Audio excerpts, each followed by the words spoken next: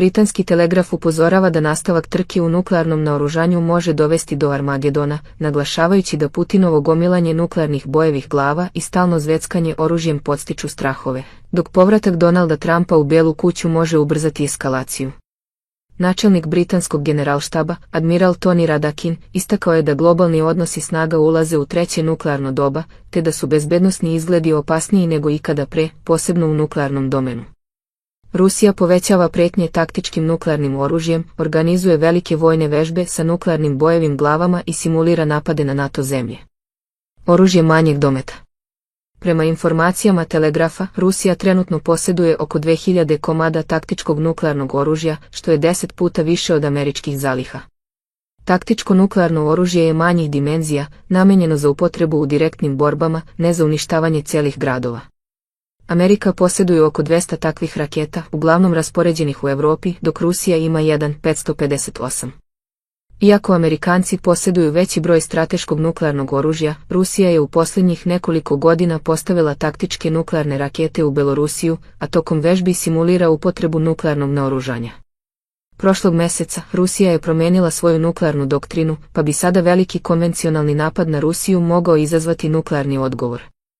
Upotreba taktičkog nuklearnog oružja u Ukrajini mogla bi dovesti do opasne eskalacije u nuklearni sukob. Trka u nuklearnom naoružanju. Nuklearne sile širom svijeta ubrzavaju ulaganja u svoje nuklearne arsenale. Prema podacima, međunarodna kampanja za ukidanje nuklearnog oružja, ulaganja su porasla za trećinu u posljednjih 5 godina, a najveći porast zabeležen je u Americi.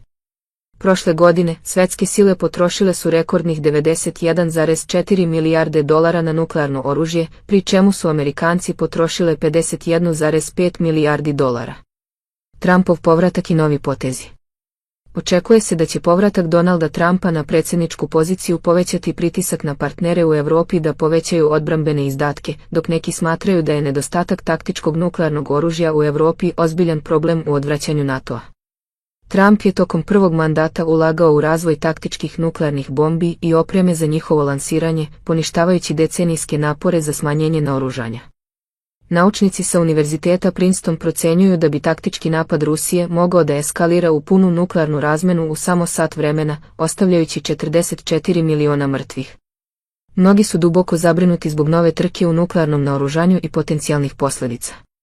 Pratite Press Mania i budite uvek u toku sa najnovijim vestima iz Srbije, regiona i sveta.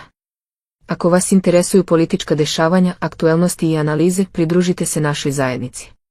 Pretplatite se na naš kanal, uključite zvonce za obaveštenja i podelite naše video sadržaje sa prijateljima.